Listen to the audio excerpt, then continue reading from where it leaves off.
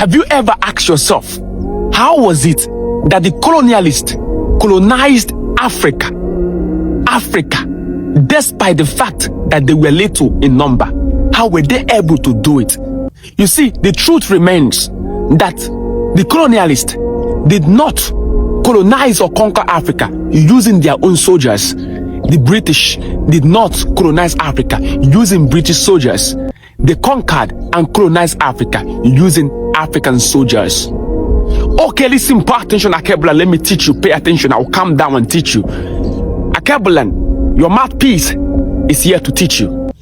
You see, what we must understand is that at the height of colonial expansion, Britain faced a major problem. What is that? They wanted to control a vast territory like Africa, but they were lacking manpower. Their military troops were few. It was expensive to manage. Their soldiers were dying of tropical diseases. They could not survive in our environment. Why? Because to survive on this environment, you need melanin magnificent. So what did they do? In their own strategy and stratagem, they created African soldiers. They called it Colonial Army, and they named it West African Frontier Force. This army was majorly made up of entirely Africans.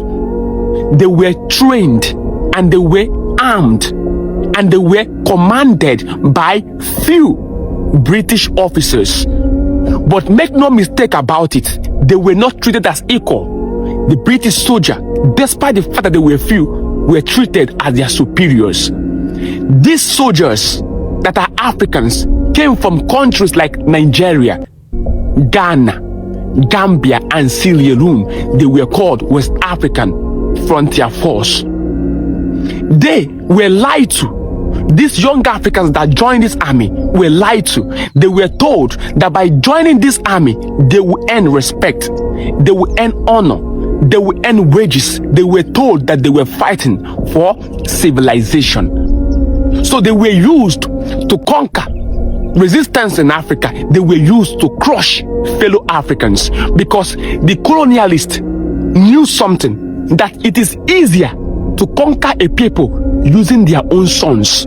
That is why Chinua Achebe, the Nigerian writer, made us to understand in Things Fall Apart that what weakened the people of Umuofia wasn't that the white man put a knife on the things that held them together and things fall apart. No, what weakened them was that their sons have joined the white men. So the colonialists realized that it is easier to conquer a people using their sons. So this African now adopted frontier, West African Frontier Force soldiers were used to crush resistance, be it in Nigeria, be it in Ghana, be it in Sierra Leone, be it in Gambia. Our people could do nothing because it was their sons who were sent to crush them. That was what happened. These African soldiers were used to fight in the World War I and World War II. They were used to fight in war that did not consign them. They marched in foreign land and they bled in European wars. But when the war was over, they really got paid.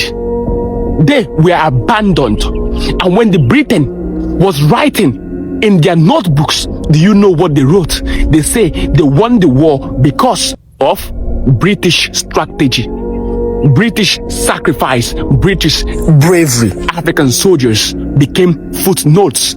They went home hungry, unpaid. They went home traumatized. They went home injured and maimed. That is what you get. That is what you get when you join the enemy to fight against your own brothers. That is what you get. That is what you get when you betray your own people. That is what you get when you become a city boy. You see, why this story matters is this.